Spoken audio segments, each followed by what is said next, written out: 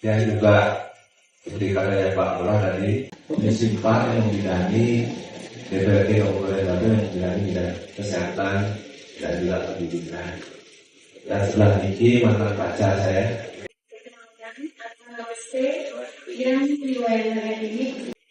Testimoni tentang bagaimana kami di keluarga mengenal Pranik ini.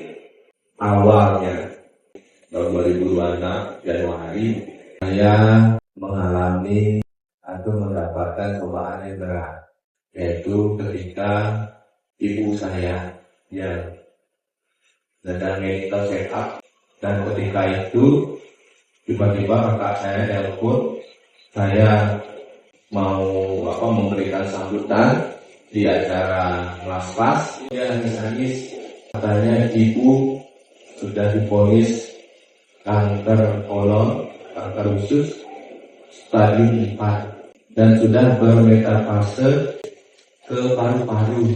Dan dokter di sana menyampaikan kepada kakak saya di sana, karena ini paru-paru yang paru-paru itu katanya pelindung imun tubuh yang nomor 2 setelah usus. Itu kena, ya tidak ada jalan lain, agak susah. Jadi dokter di sana menyarankan ibu menjalankan paliatif treatment atau pengobatan paliatif.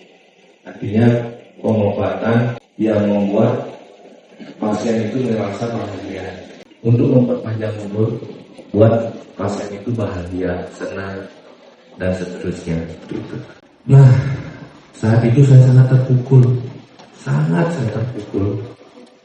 Saya mengunci diri di rumah, di kamar. Saya merasa bersalah. Saya teringat-ingat ketika ibu saya mengeluh perutnya kembung, dia mengeluh nggak nafsu makan. Saya kok malah cuek. Saya menyalahkan diri saya. Saya seketika berat badan saya tuh kurus. Saya turun sampai 15 kilo.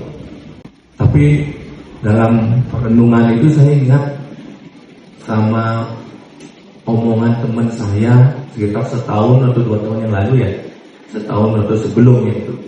Saya teringat ada teman partner bisnis saya ketika saya ajak mekemit di Pura Balingkan, itu dia sempat menyampaikan ini pranik healing ini kepada kami. Itu namanya Pak Jerwadi. Dia punya istri namanya Bu Lode yang seorang pranik, ikut mengikuti pranik healing juga. Sudah haratik katanya. Dan Ibu Lode ini juga menderita kanker usus juga. Nah, setelah itu saya telepon Pak Jerwadi, saya berdiskusi, diantarlah saya ke Sanglah, ke rumah Wing Sanglah. Di situ saya ketemu dengan Pak Ketut Yudana. Pak Ketut Yudana, nah di sana Pak Ketut Yudana memberikan terapi awal. Terapi. Ibu saya sudah sangat kusut ya, kusut sekali, berat badannya udah turun dari semula 45 kilo jadi cuma 37 kilo, drastis sekali. Mukanya sudah cengkok.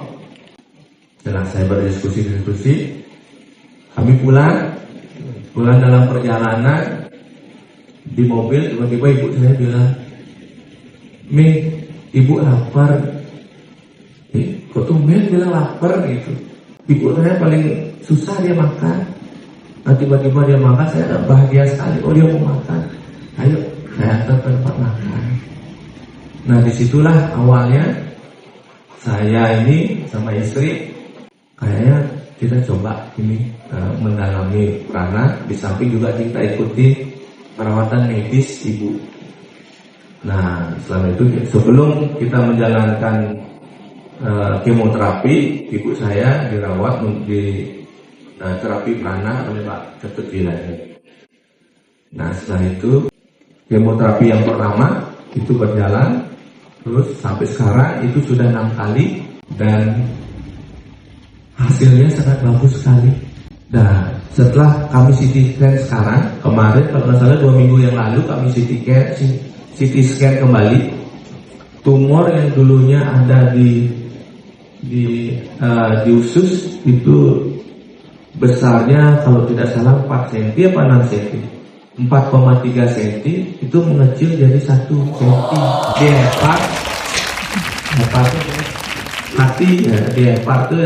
Di hati itu dulunya 6 cm jadi 3 cm.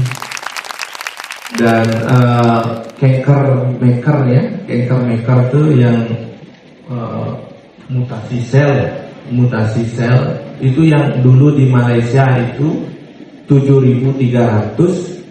Nah kemarin kami cek lagi cancer maker itu jadi 1.000. Nah ibu saya jalan 3 kilo kuat di pantai, ada jalan ke poli untuk kuat kali ya, makan juga hasilnya makan. Dan awal mulanya itu saya ikut mana itu motivasi saya adalah bagaimana saya itu bisa jadi jembatan ibu saya untuk memberikan dia edukasi. Saya belajar ini sekarang, besok saya terangin ke ibu saya belajar meditasi Twin Heart, besok saya ajarin ibu saya meditasi Twin Heart, kita sama-sama meditasi penyembuhan. Dan itu ibu saya ada perubahan, mukanya lebih cerah, lebih tenang. Yang awalnya motivasi saya seperti itu, tapi saya juga merasa nyaman, saya merasa senang, saya merasa lebih tenang gitu, menghadapi ini, lebih rileks. Dan akhirnya saya jadi kecanduan, ikut terus. Semua kelas saya ikuti gitu. Tinggal hari kerja saya belum, saya pandukan, jadi saya pandukan medis, terutama medis, prana, dan juga cara Bali saya bawa. Dan sampai sekarang ibu saya makannya bagus. Dari awal diponis sudah menyebar sampai di paru-paru itu, dokternya sudah angkat tangan, sudah ya istilahnya ya nanti akan begini gitu. Tapi sampai sekarang masih bisa menjalankan aktivitas dengan baik. Mungkin itu aja. Boleh saya tanya Mbak ya, sebetulnya ibu kan mengizinkan kalau dia ikut yang aneh-aneh mungkin gitu ya, sebagai istri awalnya. Ibu merasa oke itu kenapa sih Bu gitu? Silakan. Terima kasih. Sebelumnya kalau saya sendiri dengan suami melakukan sesuatu itu selalu bersama. Nah pada saat itu yang mengantar ibu juga kami berdua, yang merasakan manfaatnya juga kami berdua. Jadinya saya selalu support untuk itu. Nah, saya pada saat ibu divonis sakit itu, saya di rumah sebagai istri merasakan sekali bagaimana dampaknya. Ini kan ibunya bapak, jadinya bapak yang kena dampaknya paling berat itu adalah bapak.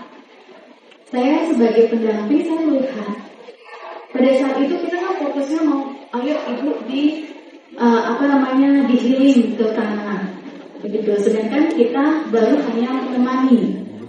Nah pada saat itu saya lihat kok suami saya juga kena mentalnya, psikologinya juga kena, dia nggak mau makan sampai turun drastis beratnya. Dan tetangga-tetangga orang sekitar nanya sama saya, itu bapak sakit ya, kok turun berat badannya? Saya waktu itu nggak enak untuk bercerita kalau kondisi yang sebenarnya adalah itu sakit. Jadi saya bilang oh ya, dia diet. Pada saat itu saya terus melihat kondisinya bapak yang sering nangis, terus dia nggak mau makan, terus dia melamun. Terus saya sempat tanya Pak bisa nggak suami saya juga di healing? Nah setelah di healing, saya lihat kan dia tenang, dia mau lebih ini, tapi nanti sampai rumah ingat lagi dengan kondisi ternyata lagi di healing. Nah setelah itu kita putuskan, ayo kita belajar, kita dalami praktik healing, karena kita tidak mungkin selalu tergantung dengan Pak Duk, gitu kan? Kita harus bisa sendiri dari diri kita sendiri.